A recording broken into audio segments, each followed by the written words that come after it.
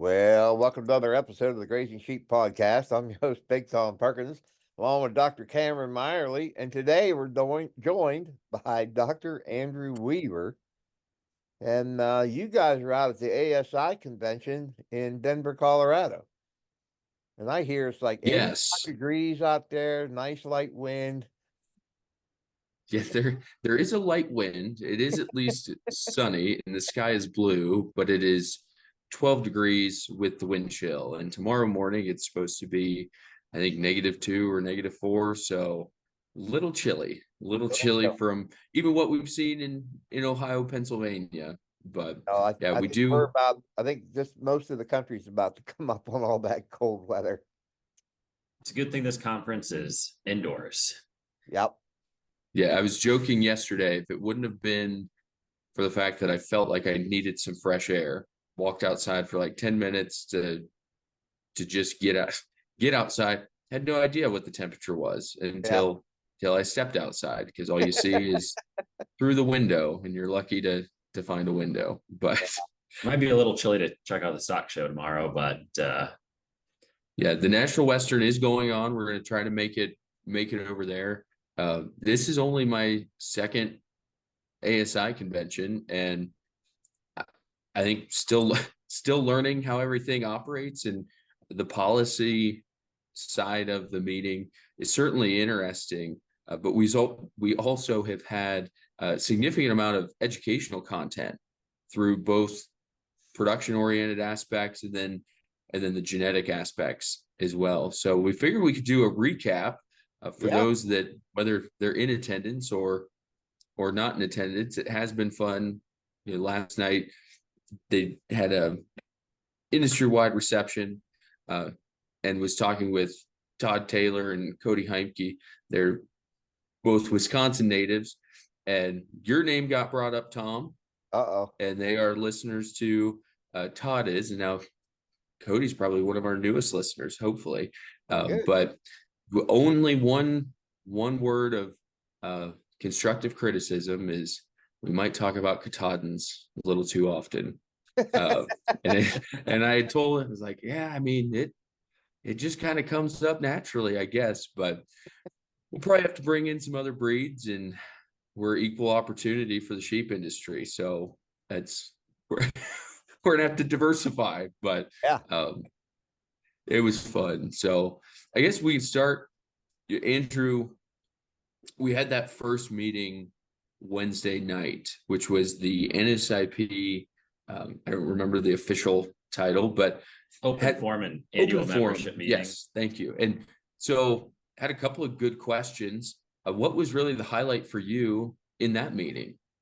Yeah, so a good group of people there. It was a relatively full room, and lots of excitement around the National Sheep Improvement Program and the opportunities ahead.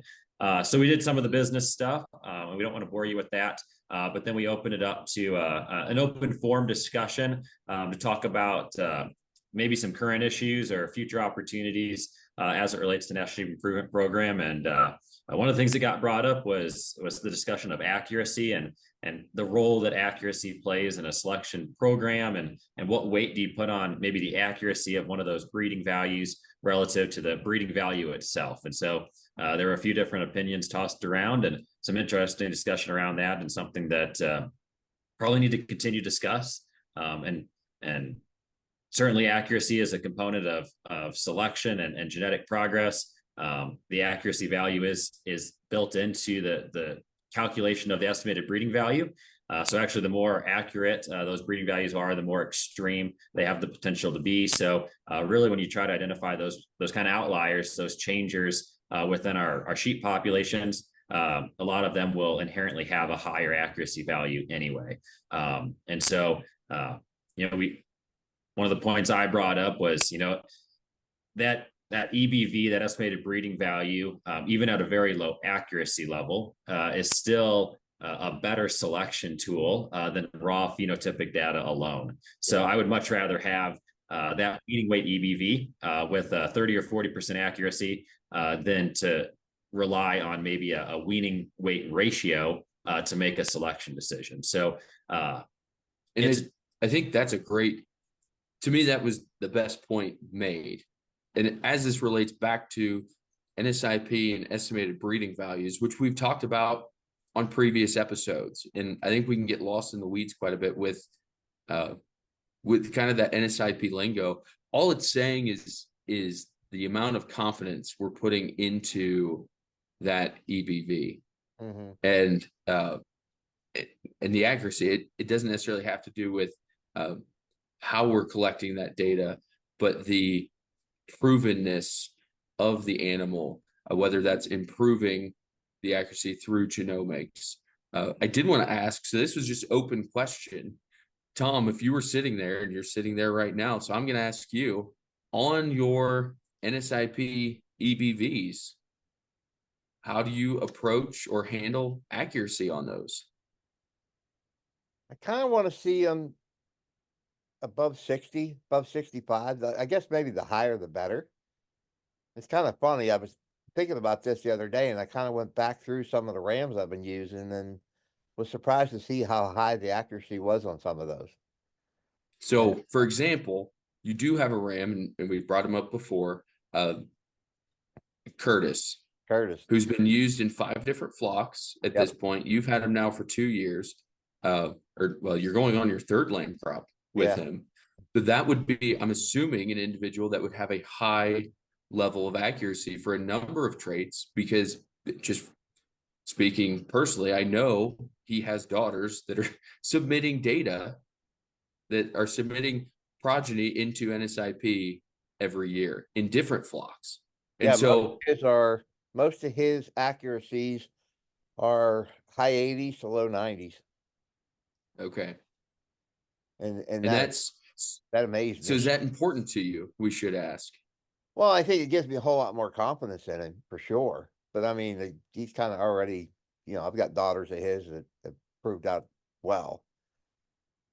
But I would, man, if I was looking at a RAM and those numbers the accuracies were in those, high 80s, low 90s, I'd be like, oh yeah, he's going to do what the EBV say. Yeah. But kind of on the flip side of that, and another producer brought this up in the NSIP meeting. You could say who it was. So tied to the Katahdin breed. Yes. Brought up the point that, if you have a ram that has, an accuracy of 99, very, very high accuracy level, but all of his breeding values are breed average. All you know is you can be very confident in knowing he's going to produce average lambs. Right. And so that doesn't really do us any good as an industry, as whether it be an individual flock or the entire industry, and making progress forward on those economically relevant traits. So I think that's something to keep in mind as well. We have to have that selection intensity. We have to have that superiority and those breeding values that are important to us. And then sure, as we can bring accuracy along with that, we can be more confident in how those offspring are going to perform. But we need to keep in mind that average to average gets you average. Right. And so just because the accuracy is really superior. Yeah, with Curtis, we've just kind of used him as a foundation ram because we know we can get just slightly above breed average use consistently out of him. And I think it depends too which trait we're talking about. Well, that is because his maternal hair index is like 104.5 or something like that, which is significantly above average. Yes, and then number of lambs born, number of lambs weaned, those are pretty high, and but his all his weaning weights, like I think it's 1.2 or something like that, and I think his post weaning fecal egg count is minus 60. So really, I mean, if your selection program needs to focus on maternal traits, I mean, that's really the ideal scenario. I think. I mean, a ram that has that kind of maternal index with that level of accuracy associated with those breeding values, that'd be really the perfect scenario. Yeah, and that's a sheep, as we've mentioned, has a lot of connectivity to multiple flocks. It has daughters operating in multiple flocks, producing progeny that we're collecting data on. And I will say on the accuracy discussion, felt a little guilty until Rusty brought up, I mean, does anybody even look at it? Because course, pretty quiet there in the beginning. And it's like, I mean, I know I look at the number, but honestly, it doesn't, I'll probably catch flack for this, but it's not something, especially looking at ram lambs, I just expect lower numbers. And so Rusty then posed the question, we're going to ask this to you, Tom. If you find a ram lamb that is just elite in terms of, a handful of traits, but has a lower level of accuracy than what you feel confident with, and we're talking, the top 5% of the breed for, let's say, parasite resistance and maternal traits, and breed average for growth. And I only bring that up because it fits your model and what we've talked about in the past. But he's truly an outlier. What do you do with that sheep with a lower accuracy on those estimated breeding values? Well, if I already own them, I would probably attempt to prove them out on 20 or 30 ewes. And then, but if I was going to buy him, I'm not sure that I'd pay a crazy amount of money for him. Because it's the factor of the unknown. Yeah. So I will say, like, Yeah. we had prizes to give away. Your first answer would get a prize, and that was the answer that that was provided. Again, producers that have far more experience than I do in NSIP and from different breeds that brought up that exact same point, and the value of bringing that ram in and raising progeny in a contemporary group against, say, a ram like Curtis that has a high level of accuracy, to see where that ram lamb, where his progeny fall in performance. That's how we start to prove that data out. Now, if he's truly elite, this is Cameron's answer. If he's truly elite, and I lean over to Brad Carruthers when the question is posed, and I just whisper to him, breed the flock to him. Yeah. And it's a risk. There's a risk associated with it. But if it works, how much genetic improvement and performance improvement have I accomplished in just that next generation? And so I think there's a lot of different right answers. I did feel validated, though. Matt Benz, Ramblay producer from Kansas, has been doing this for a while and made the comment, it used to be the idea as seed stock producers, we were the ones that took the risk. We were the ones that took the risk for the commercial industry and took those genetic chances, knowing that we have to have a backup plan if it doesn't work out. It's like, well, if that's his opinion, if mine aligns in a similar fashion, I'm okay with it. We'll take that risk again on the elite individuals for the traits that meet our breeding objectives. I should ask Andrew, do you have an opinion on that elite young animal, and maybe how do we incorporate some of our newer technologies to combat lower accuracies? Yeah, so I'm of that mindset that the breeding values are our most powerful tool available, and so I'm going to take advantage of that. If there's a young animal with elite EBVs, I'm probably going to use them and potentially use them relatively hard. Given obviously if it's a ram lamb, he physically can only breed so many ewes, and we have to take that into account. But then along with that, I will probably try to use him or compare him against what I would call a reference sire, a more proven ram that has been used in years past, and have lambs in the same contemporary group sired by that new young ram lamb, and also the older, more proven sire, to give me a good comparison on what that animal's potential is. I'm also going to breed that ram lamb to kind of a variety of ewes to give them the opportunity to perform. If you just stick that elite young ram lamb on a bunch of poor ewes because you don't want to take the chance with him on your best ewes, you're kind of setting him up for failure potentially. And obviously the genetic evaluation takes into account the female side. And so some of that is corrected for, and it's not going to be, that alone won't necessarily sink him, because the if the ewes are in an NSIP, obviously the genetic evaluation is going to know what the breeding value is of those ewes and what those ewes are going to pass on to those offspring. But at the same time, I want to give them a chance. I want to breed them to a variety of ewes, some ewes that maybe are not as elite, maybe in my opinion, but I'm also going to breed them to some really elite ewes, in my opinion, and give him the opportunity in that variety to see kind of where he clicks, where those genetics kind of match up well, what he works best on.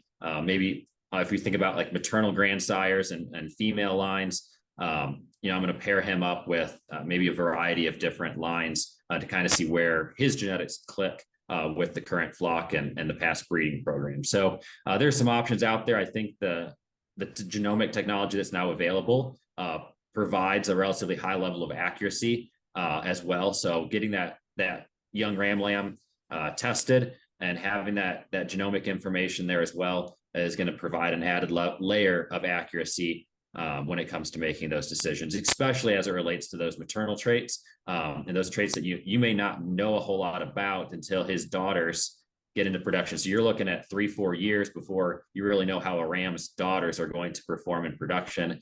That genomic test can add a layer of accuracy to that early on in life and provide some additional confidence in using that young sire. Yeah, I would agree with that. When as Cam was posing the question to you, I was kind of thinking you'd want those, in my case, I said, like 20 or 30 ewes, you kind of want those all over the board so that you have a better chance of proving that ram lamb out. So did they come up with a general consensus of what they thought was an acceptable accuracy level? I don't know if there was I don't think there was a specific number that was determined, but I think there was relative consensus among many of the folks there that they would take the risk on the young sire with low accuracy, but maybe just breed him to a handful of ewes to get him kind of proven, see what he does, and then in year 2, if those EBVs hold up, then continue to use that ram. I think, Cam, would you say that would be the most common response? Yeah, I think that was accurate. When the question was posed originally, my thought is we were going to hear a specific number. Yeah. Like, well, I feel really confident above 60%. And so, and I believe Dr. Tom Murphy brought up the point that it depends which trait we're looking at, and it ties back to heritability. Yeah. And so if we have lowly heritable traits, like our reproductive traits, our number lambs born, number lambs weaned, we're willing to accept a lower accuracy on that, and it still holds more weight because we know those are lowly heritable. Because we're making, is that correct? We're making shorter strides in that accuracy, and it takes a long time to validate. Whereas our growth traits, and actually I think I got that backwards now, our growth traits, we're willing to have a lower accuracy because of their heritability. They're highly heritable. Our reproductive traits, well, inherently our lowly heritable traits are going to have lower accuracy levels than our highly heritable traits. It's just harder. Inherently. It's harder to get the accuracy because we need daughters out of rams to have data to improve, to really make strides in improving accuracy. And I think you need many generations of those daughters too, do you not? I think you need a number of ewe lambs kept out of the same contemporary group to make real substantial strides in those reproductive traits. But you're not going to see that in that first generation. Well, you'll see it in that first generation, but not the first time that generation lambs. It'd be the second, third, and fourth time that generation lambs. Would it not? It's going to take a little bit of time. And the other thing to keep in mind is accuracy and uniformity or consistency of lamb crop are two separate things. And that was another point that Dr. Murphy brought up and reiterated. Just because they have a higher accuracy level does not mean you're going to get a more consistent or uniform lamb crop. You're just more accurately predicting what the estimated breeding value is truly an average. it's helping predict what that average level of performance is going to be, and the accuracy is associated with how well we can predict what that average might be. So it's not, there still could be variation there, and we need to keep that in mind and not just assume that I'm going to use this really high accuracy ram and I'm going to wean 50 lambs that all weigh 50 pounds. That's just not the case. That's not how this works. You're still going to have variation around that average, but hopefully we can do a better job predicting what that average is going to be by, using a higher accuracy sire. And so just keep that in mind. I think that might be a common misconception about higher accuracy levels. Yes, I think the uniformity situation is something that we all want to produce. And unfortunately, we don't have an EBV for uniformity, or that's not a function of our breeding values to create a uniform lamb crop. A lot of it has to do with what our ewe flock looks like that we're breeding these rams to. But I think to put a bow on the accuracy discussion, there was an example that really outlines some common misconception. I think it brings it back to Dr. Weaver's initial point of we'd rather have the breeding value than to pull off of that phenotypic data, the raw data that we're pulling on the operation. We would rather have the EBV with a lower accuracy. And if you don't mind sharing the single and twinning divergently selected genetic lines with us, and then how it relates back to accuracy and our estimated breeding values. Yeah, so Dr. Murphy brought up a really excellent example of a study that was done at Montana State related to twinning rate. And so this was a 60-year study, so very, very long-term type study where they selected divergently selected sheep based on the fact whether they had twins or singles. So one line of sheep over 60 years was selected twins, bred to twins, bred to twins, bred to twins. The other line was selected singles, bred to singles, bred to singles, bred to singles. And so, that it's a common thing we hear about. We talk about, I don't want to buy that ram because he was born a single. And this kind of addresses that question. How relevant is that train of thought? So you would think, many of us would think that, okay, over 60 years of selection based on the fact they were born a twin or born a single, surely there would be some differences after 60 years.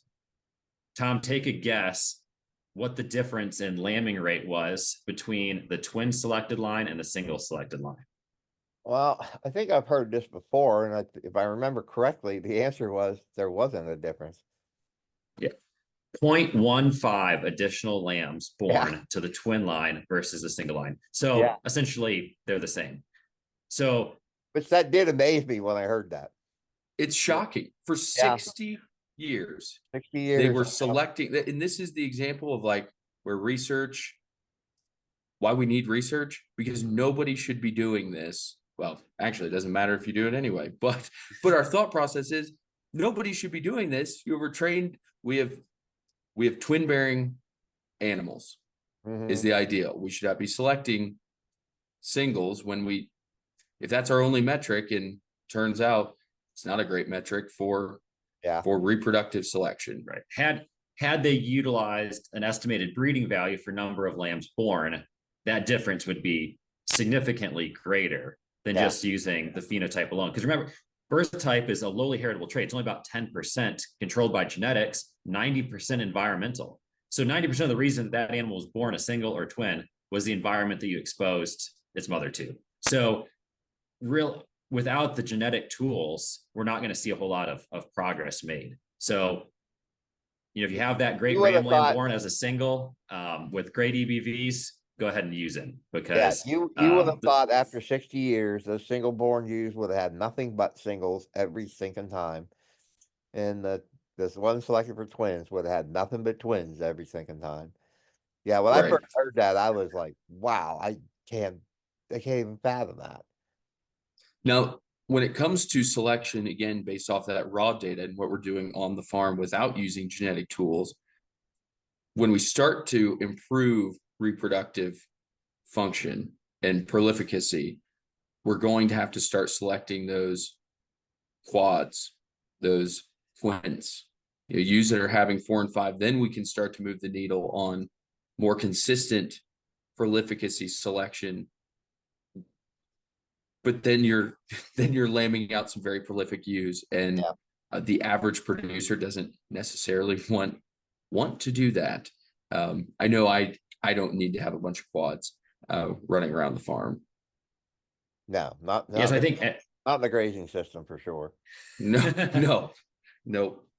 Yeah, and I think one of the exciting things as we kind of wrapped up the accuracy discussion, we talked about committees and the NSIP program, and current leadership on those committees, and opportunities for new committees. And one of the new committee ideas that was brought up was having an education committee, and I think that's really paramount and something of importance. And there's a lot of new folks out there raising sheep, and people interested in NSIP and want to select sheep in the right way to improve their programs. And it all comes back to education.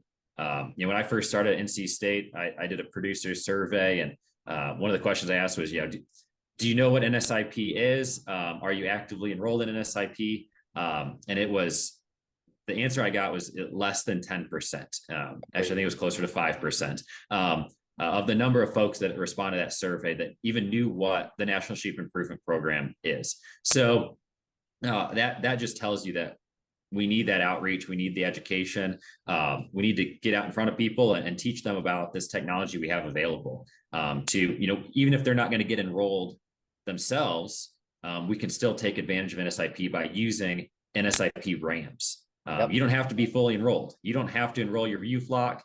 Just go out, buy NSIP rams that have EBVs for the traits that you're interested in, and use those rams, retain daughters, and in just a few generations, over 90% of the genetics in your flock will represent those genetically elite NSIP sires that you purchased and utilized in your program. So there's a ton of benefits to NSIP for the commercial producer, and I think we often overlook that, and we just need to often reiterate that there's a lot of value there to just buying and utilizing NSIP rams. And I even think there's probably more benefit and more value to the commercial producer buying those sheep, because the commercial producer does not have the same level of data collection that goes into that NSIP flock, is hopefully not taking those genetic chances, striving to really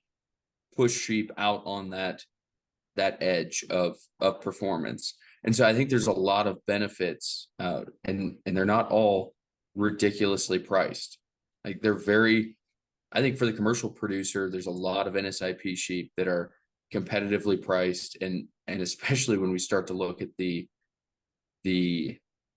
predictable, improved productivity that we're going to generate out of progeny, out of offspring, we can justify that cost very quickly. But my hope is the Grazing Sheep Podcast audience would have more than a 5% response in hearing or knowing what NSIP is. And most of that is us cramming it down. I mean, it's not their throats, through their ears. And so whether they wanted to hear about it or not, I think it's important whether they're going to take advantage of it or not. It's important to be aware of what it is. And if it doesn't fit for your operation, but you're having a conversation with another producer that could benefit, we as producers bring that up, because we would like to see the industry improve. We would like to see other shepherds have success in their commercial operations. And so I think it just goes back to education. It was very exciting to hear that that's going to be at the forefront of some of the goals moving forward, along with the technology committee they had mentioned. And we know, specifically, Tom, we have a bunch of technology out there that we're trying to figure out with the EID tags and scales and just systems that work to improve the efficiency of the operation. How do we find technology that integrates well into data collection for genetic analysis? So it's it's an exciting time to sit at the table and listen to what they're doing. Yeah, and I think kind of going along with that, I was fortunate to be part of a group called the Young Guns, and that topic's probably for another podcast. But it was a group of young producers that met several months ago and came up with some priorities in terms of moving the sheep industry forward, and really focused from a genetics perspective. And part of that discussion was, streamlining the data collection process, implementing maybe some new technology so that we can get data collected as easily as possible, shoot side on farm, get that off to our genetic evaluation program, and then get back those selection tools in a usable form that we can apply to our selection programs. And so it was encouraging for me that a group of young producers from all over the country, that's a priority to them. And then in our NSIP discussion there at the meeting, when we talked about maybe establishing a committee for these new and emerging technologies and how we can implement those and better utilize those to streamline that not only the data collection process, but the genetic evaluation in and of itself, and the genomic technology that we have available now to improve the accuracy of those breeding values. So there's a ton of potential out there, and it's just finding the resources and the people with the skill set to go out and make that happen and implement those tools and technology for us to benefit from in the sheep industry. That's exciting to hear. Be interesting to see if those committees come to fruition and what they end up doing. So, well, we're coming up on our time here, and it's been good catching up with you guys, and we thank you for listening to another episode of the Grazing Sheep Podcast. If you want to reach out to us, you can do that by contacting me at bigtomperkins@gmail.com. There's a Facebook page. You can go on there and like and follow. You can leave some comments there as well, or ask some questions. So you guys bundle up before you go out today. You don't want you get frostbite. Do you have to walk over? We're going to try not to. Do you have to walk over to the where the convention is, or no? Fortunately, it is in the basement of the hotel, which is why, like yesterday, I had not seen the sun and felt the need to go out and just make sure it was still there. I finally set my foot outside, maybe 11 o'clock last night, and it was brisk. It was very brisk. I hope their basement's a lot warmer than mine. So yeah, it is. It's almost too hot. Too hot. Too warm. I believe it. Well, listen, it's been great catching up with you guys, and you have a good rest of your convention. So we'll just talk to you later. Sounds good, Tom. All righty. Bye.